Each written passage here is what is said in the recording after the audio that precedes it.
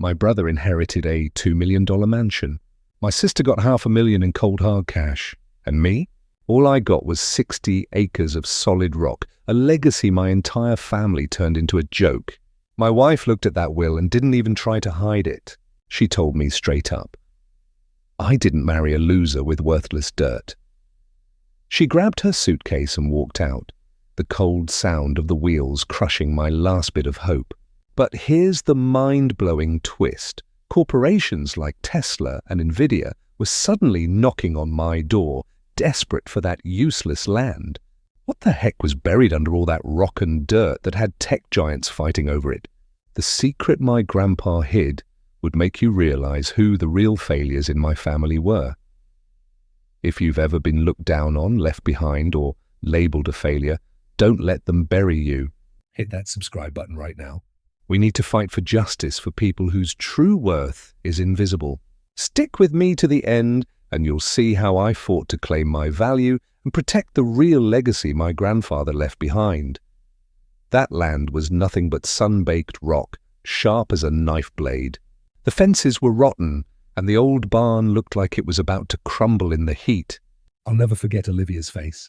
She looked at the will in my hand, and her eyes went completely dark, like she was looking at a death sentence. Her voice was ice. Alex, I married a man with a future, not a failure hugging some worthless dirt. She pulled her suitcase. The wheels on the hardwood floor sounded like a damn hammer. I clenched the will so hard my fingers shook, but I couldn't make a sound to stop her. Watching her walk out, the pain was a knife to my chest. It hurt way more than not getting Ethan's fancy house. I felt stripped bare, no respect from my family, no marriage, and zero self-respect left. The only way out, I thought, was to drive straight to Wyoming, sell that land for whatever price, and just walk away. I wanted to leave it all in the dust and never look back. But then I met a land surveyor. His report flipped my entire life upside down. What he told me about the secret under the rock didn't just change my future. It made me see my family, my Grandpa Elias, and myself in a completely different light. I grew up in a family where love was measured by how brightly my parents looked at Ethan. He was the golden boy from day one, smart, charming, ambitious. He was always being praised. Sophia was the princess, beautiful, clever, spoiled rotten. Ethan was the son my parents showed off at every dinner party. When he walked into a room, my parents lit up like he'd just cured cancer. Me, if I was lucky, I got a polite smile or maybe a quick reminder to try harder. I was the quiet one. I kept things steady, but I was never, ever the pride and joy. That difference followed me into adulthood. Ethan was a marketing exec in LA, driving a shiny Mercedes, drowning in clients. Sophia was a high-end interior designer, living the lavish life. I chose a different path, freelance software engineer, hopping jobs, enough to get by for me and Olivia. My life wasn't glamorous, but it was real. I thought that was enough. I thought I was content until I saw how my parents still treated us. The day they announced the inheritance, the favoritism hit me harder than any punch. We were sitting in the LA living room. Sunlight poured through the huge windows. The smell of coffee was thick in the air. Ethan was sitting ramrod straight on the leather couch with that cocky smile, like he already knew he'd won the lottery. My parents had been hinting at the inheritance for months, but nobody knew the details. My dad cleared his throat, his voice deep and booming. We've made our decisions. Ethan, this house is yours. We want you to build your family here. Keep the family name shining. He handed Ethan a thick file. Ethan's face glowed. My mom hugged him, her voice brimming with pride. You'll make this home even brighter. I know you will.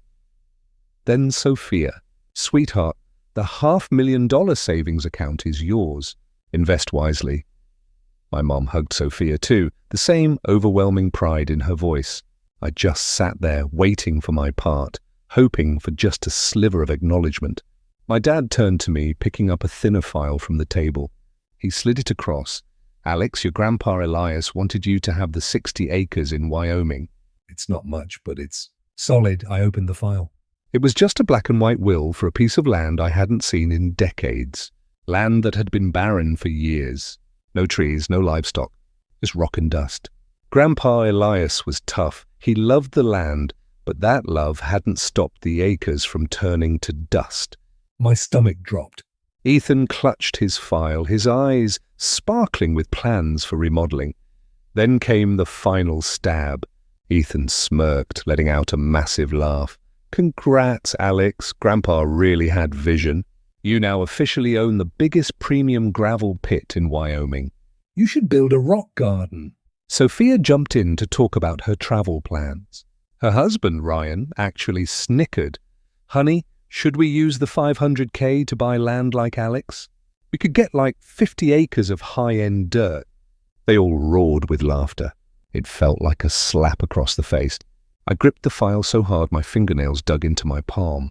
I kept my eyes fixed on my wedding ring, trying to hold back a growl. I was terrified I'd throw the file straight at Ethan's smug face if I looked up. I managed to keep my face neutral, but inside, I was burning. It wasn't about the money. It was the message. Ethan got the symbol of success. I got a burden, a joke, a discard. Later that night, Olivia didn't even try to hide her disappointment. She tossed her purse onto the kitchen counter. The dim light highlighted the tension in her face. Are you serious, Alex? Your brother gets an LA mansion and we're supposed to be happy about some dead land in Wyoming? I tried to calm her down. It's land. We can sell it. Maybe it's worth something. Olivia shook her head. Her voice was sharp as the Wyoming rock. Worth something? Nothing's grown there for decades. You want me to live like the wife of some farmer in the middle of nowhere? This isn't what I signed up for. Her voice cracked with anger. For the first time, I didn't see love in her eyes. I saw pure contempt. I stood there, clutching the file, wishing I had a better answer. I wanted to believe I could flip this into an opportunity, but deep down, I felt humiliated. My parents had just called me the second choice. Now Olivia was confirming it. The next few days were hell. Olivia got colder, quieter, until one morning she just announced she was leaving. She looked right into my eyes. Zero regret. I can't stay with a man who has nothing, Alex. You're a good person, but good doesn't pay the bills. I'm done. She walked out. I sat on the sofa that night. The will was sprawled on the coffee table. It felt as heavy as every single failure I'd ever had. Ethan had the money and the praise. Olivia was gone. All I had was 60 acres of rock mocking me every time I looked at that paper. I couldn't sleep. I drove aimlessly around Los Angeles. The neon lights flashing past my window were a constant reminder of the life I didn't have. Ethan's house was just a few miles away, bright with opportunity, while my future lay in remote Wyoming. I told myself I wouldn't let this land break me. If it was worthless, I'd sell it and move on. If it had any tiny value, I'd take it and start over.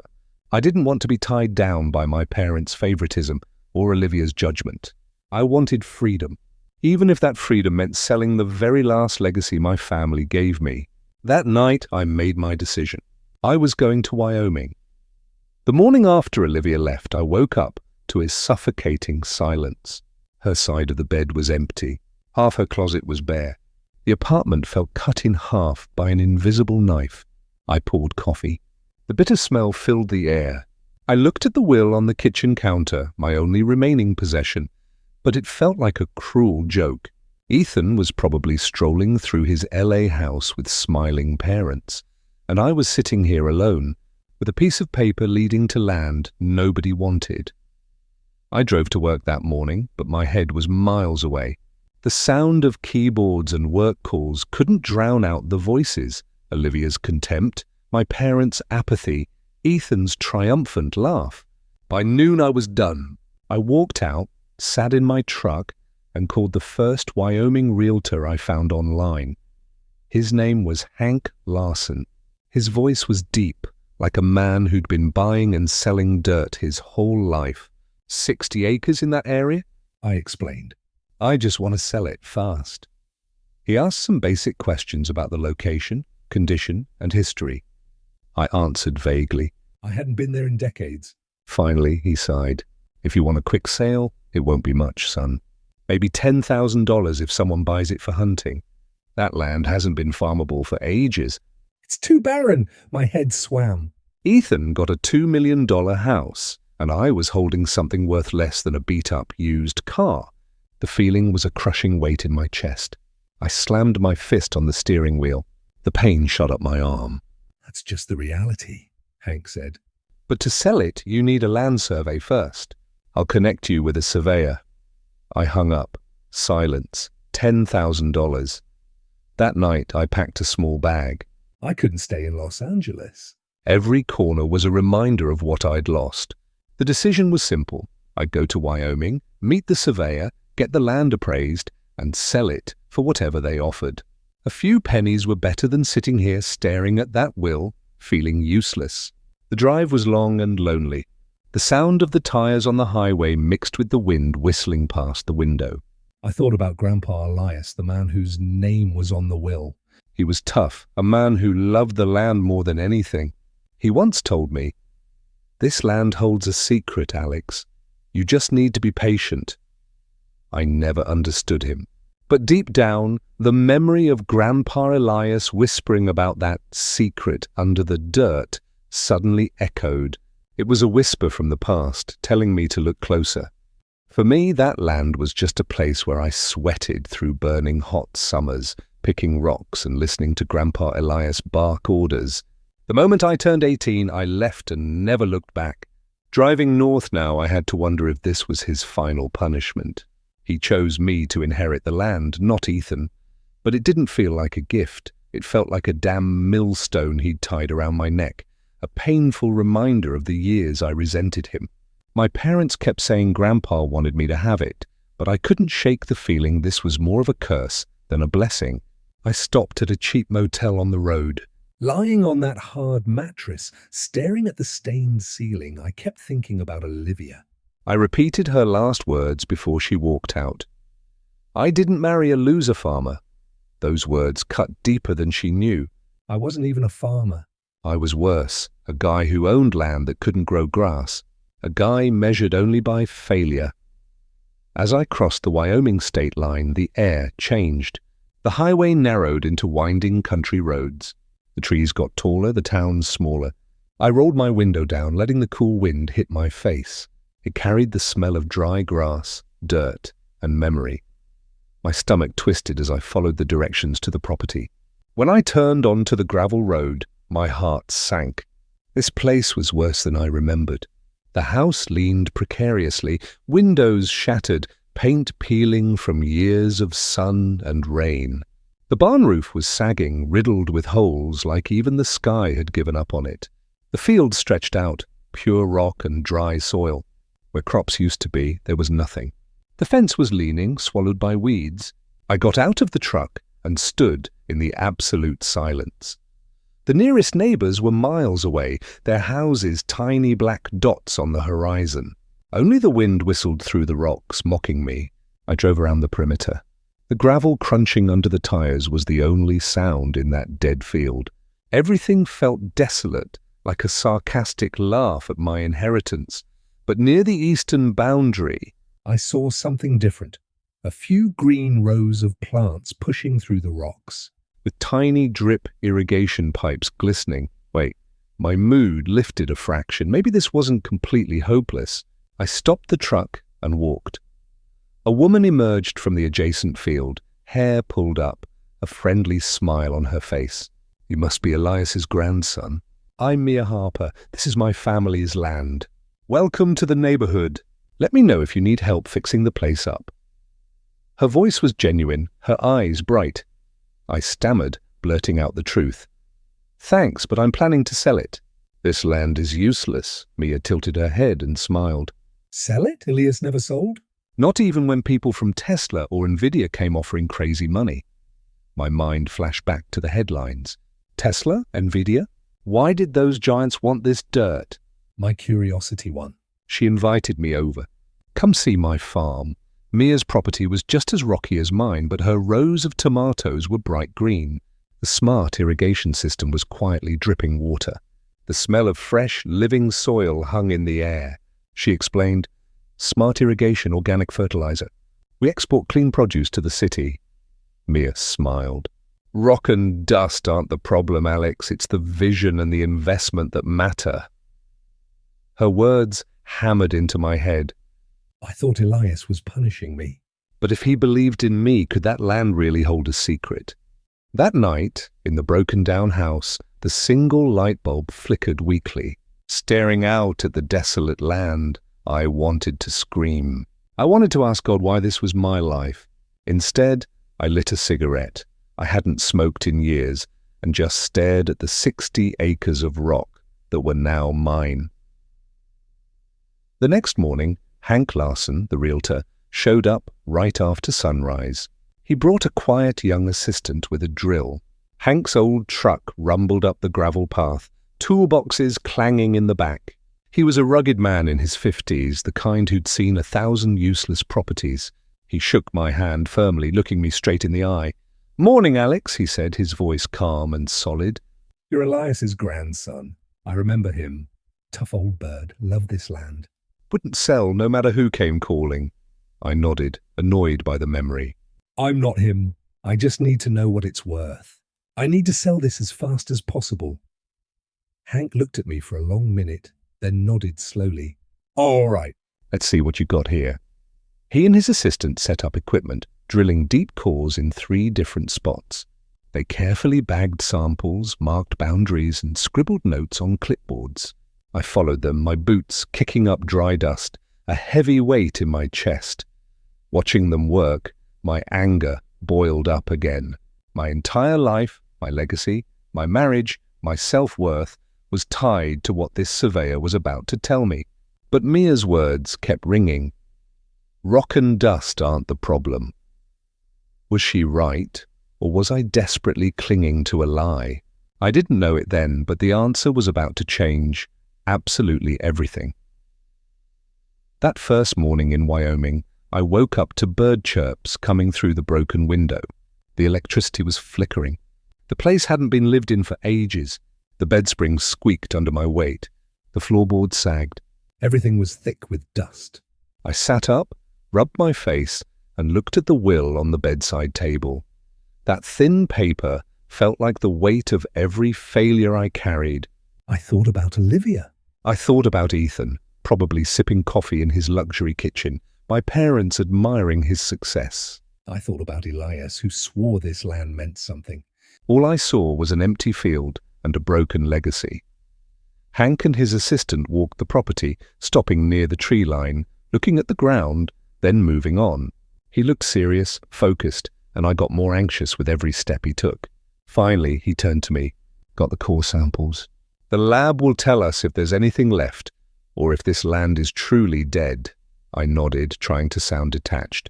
"I just need to know if it's worth selling. If not, I'll take whatever I can get." He looked at me for a long time. Elias wouldn't have said that. He turned down countless offers. People came from far away wanting this land.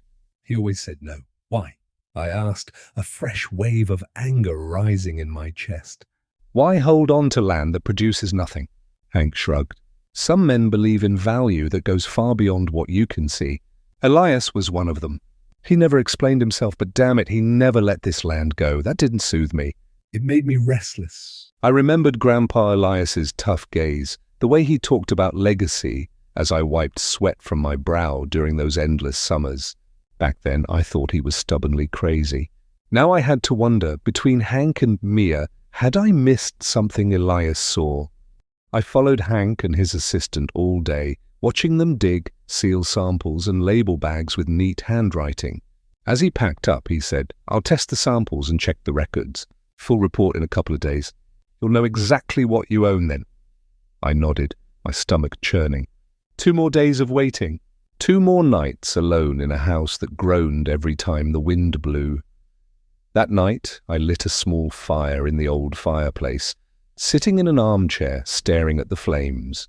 My phone buzzed on the table. It was Ethan. I almost let it ring, but curiosity got the best of me. "Alex," he said, his voice slick. "Heard you were in Wyoming. Playing farmer, are we?" His laugh was sharp, like a razor blade, just sorting things out. I kept my voice low. "Right.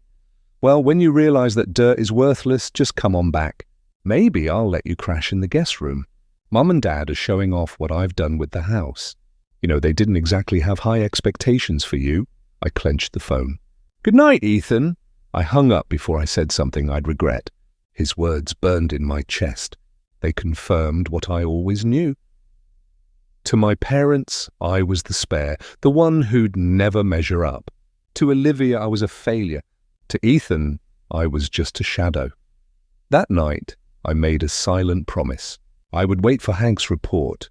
Whatever it said, I would not go back to LA with my head bowed. This land might be worthless, but it was mine.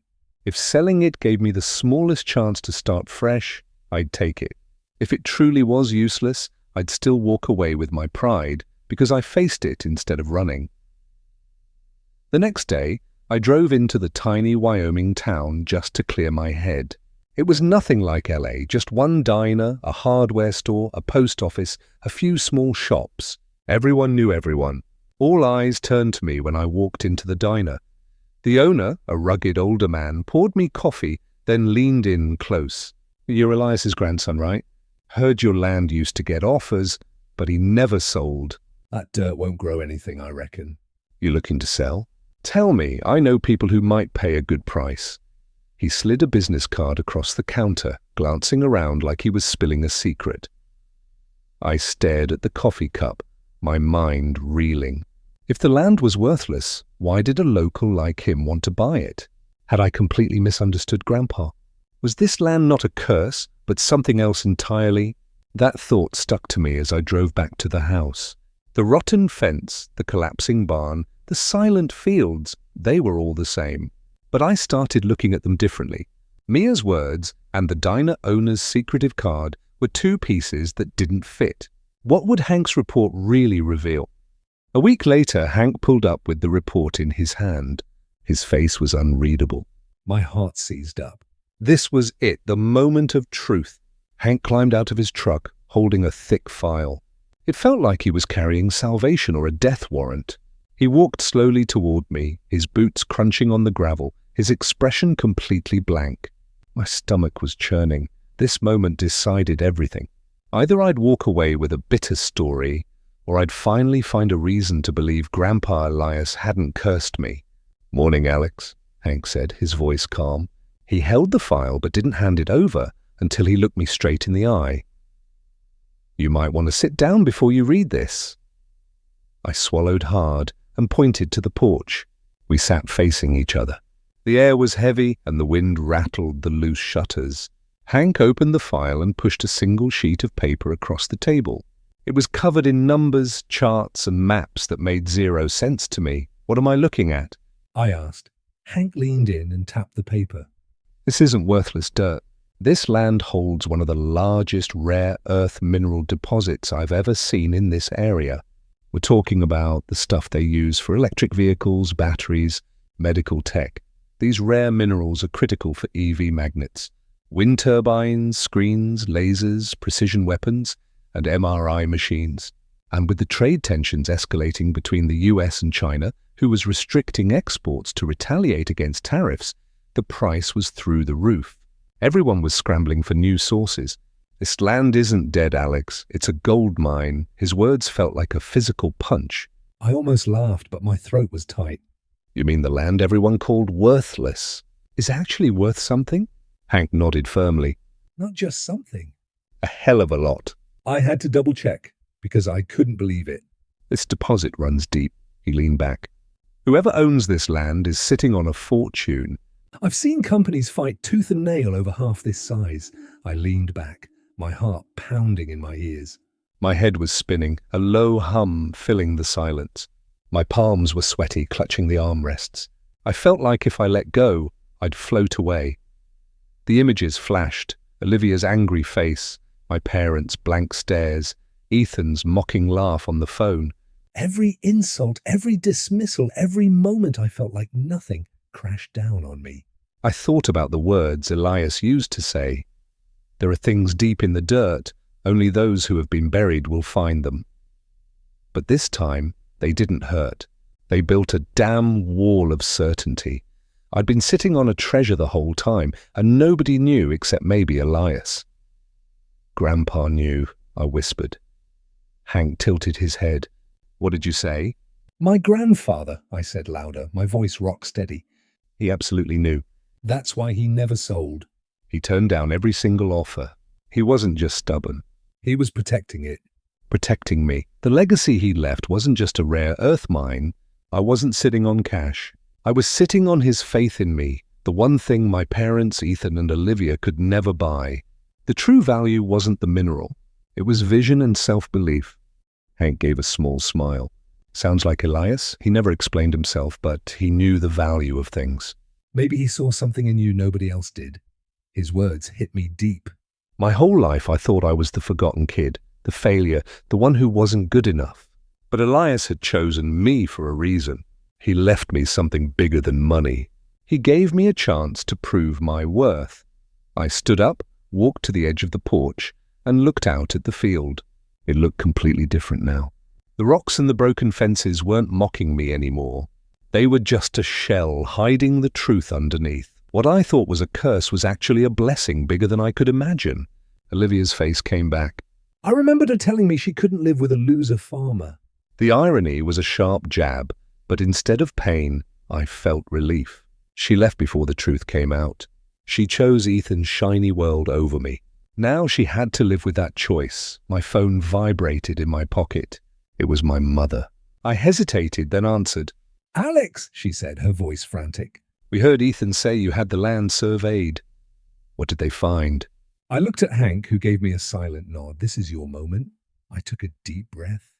They found it's worth more than anyone thought. Grandpa Elias left me something the family never understood. He left me a future. Silence on the other end. Then my father's voice cut in, sharp and suspicious. Are you saying that land has value? More than the Los Angeles house. More than your house, more than Ethan's whole shiny career, maybe more than you can all imagine, I said steadily. He gave me the thing you all thought was worthless. I hung up before they could speak. My hand shook, but not from fear. For the first time, I felt power. Hank closed the file and stood up. What you do next is up to you. Companies will line up when this leaks, but you've got time. Don't rush, but in that moment a different fear hit me. If I just sold, this land would be torn apart, mined and ruined. Would Elias's legacy just end up as a strip-mined wasteland? I had to protect it, honor his belief, but still make Ethan and Olivia realize how wrong they were. I was going to tap into this secret, but in a way no tech giant or greedy relative could ever guess. I had my decision. A plan that wouldn't just protect my grandfather's legacy, but completely redefine success. Think about what you want, not what other people expect. I nodded, my chest swelling with a feeling I hadn't felt in years. Pride. Real pride. It didn't come from anyone's approval, but from knowing the truth. That night I walked the field under the stars. The air was cool, the sky vast, and the ground beneath my feet hummed with potential. For the first time since Olivia left, since my parents dismissed me, since Ethan laughed, I didn't feel broken. I felt chosen. Elias trusted me with this. He saw what I couldn't see in myself. Now I knew this land wasn't a burden, it was a legacy, and I was going to carry it forward. The night after Hank spilled the beans, I barely slept. I lay in the old house, the roof creaking, the smell of old wood and dust everywhere. But for the first time in years, I didn't feel like I was drowning. I felt like I'd been pulled to the surface. Every memory of being dismissed, every wound from Olivia, my parents, Ethan's smug face, it all began to fade under the weight of what I knew. The dirt under my feet wasn't worthless. It was powerful. And for the first time, I wasn't the forgotten kid. The next morning, I walked the property with new eyes. The rocks weren't insults anymore. The broken fence wasn't mocking me. The silence wasn't empty. I realized I was standing on a future bigger than my family's wildest imagination. Elias left this for me. Not Ethan, not my parents, no one else. He chose me. That truth sank into my bones, changing how I walked. The news traveled fast. The small-town grapevine was quicker than social media. People stopped me on Main Street asking if it was true. Some congratulated me, some looked with envy, some muttered passive-aggressive digs I ignored. It was weird being noticed for something other than being Ethan's little brother. A week later, my phone lit up with Ethan's name. This time I answered. Alex! He rushed out, his voice suddenly smooth as butter. Mum and Dad told me about the rare earth. Man, that's unbelievable. Listen, we can partner up. I know the right people, the right companies. I can help you. We're brothers, right? I almost burst out laughing. Ethan even hired a lawyer to try and dispute the will, but Grandpa's trust was airtight. They failed. For years, Ethan had been on top, holding the keys, the success, the spotlight. Now he was scrambling for something that was never his. No, Ethan, I said, my voice solid. This is mine. Elias left it to me for a reason. I'll handle it myself. He tried to argue, but I hung up. I felt zero guilt. For the first time, I didn't need his validation. I didn't need my parents' approval. I had something bigger. My mother called the day after. Her voice was soft, almost pleading. Alex, maybe we were too hard on you. We should have seen your potential. Your father and I want to come visit, talk about the future. We'll set up a trust to protect the assets. I closed my eyes, letting her words wash over me. For years, I dreamt of hearing them admit they underestimated me. But now that the moment was here, I didn't feel the triumph I expected. Instead, I felt calm distance. I no longer needed their recognition to know who I was. Thank you, I said. But the future I'm building here is mine, not for you to control. Elias trusted me, and I'm going to honor that. There was silence, then a heavy sigh. We just want what's best for you. I know, I replied. But what's best for me isn't what you used to think it was. I hung up, not angry, just clear. Olivia reached out soon after. She texted, then called when I didn't reply. When I answered, her voice was shaky. Alex, I heard about the land. I was wrong. I shouldn't have left. We can still fix this. I want to come home. For a second, I remembered the dreams we shared, the laughter, the love I thought was forever. But I also remembered the knife-sharp words when she called me a failure and walked out. She left when everything was dark, and now she wanted back because the luck had turned. No, Olivia, I said, my voice unwavering. You walked out because you thought I had nothing. You don't get to come back now that I have everything. My life is moving forward without you. I realized true value lies in vision, not status. And that's what they all walked away from. She cried, she begged, but I held the line. After hanging up, I felt a weight lift from my chest. I realized losing some people isn't a curse. Sometimes it makes space for you to find yourself. Weeks turned into months. Offers from mining companies started flooding in. I took Hank's advice and didn't rush. I didn't sell the land. I sold the mining rights for a massive sum, but with ironclad stipulations. They had to use clean technology, ensure environmental protection, and I retained ownership of the property. Elias protected this legacy, and I wouldn't let it be ruined. Once the mining was complete, I had a plan to resurrect the land, turning it into something Grandpa would be truly proud of. I hired a lawyer, studied my options, and made sure I knew what I was holding. For the first time, I made my decisions on my terms, not based on someone else's expectations. At evening, walking across the field as the sun dipped in orange and gold, I thought about Elias. I remembered his rough hands, his stern voice, his insistence that this land mattered. As a kid, I thought he was harsh, forcing me to work in the heat. Now I understood. He wasn't punishing me. He was preparing me. He saw past the rocks and the broken fence. He saw a legacy worth fighting for, and he believed I would carry it on. I started dating Mia. She wasn't just smart. She was a true kindred spirit. We both loved the land, seeing the hidden value in it. She was the first person who made me believe this land wasn't a burden, and her honesty saved me from selling the legacy short. We spent hours talking about the future. After the mining was completed, according to the strict agreement, I took the enormous sum of money and invested it back. I leveled the ground, installed state-of-the-art irrigation, implemented high-tech, clean agriculture, and named the ranch Elias Legacy Farms. I honored Grandpa's faith. I grew organic vegetables, fruit, and even built a renewable energy farm. I used AI to monitor and adjust water, light, moisture, and organic nutrients in real time, making Elias Legacy Farms a global GAP-certified smart farming model. I never became the slick marketing exec like Ethan or the fancy designer like Sophia. I became the person who created life on the worthless land they scorned. I took their arrogance and built my own legacy. To honor Grandpa, I started the Elias Scholarship Fund, helping local kids learn sustainable farming, and built a small monument on the ranch to remind me of the faith he placed in me. I also shared profits with Mia and the local community, thanking them for helping me see the land's true value. Eventually, Mia and I got married.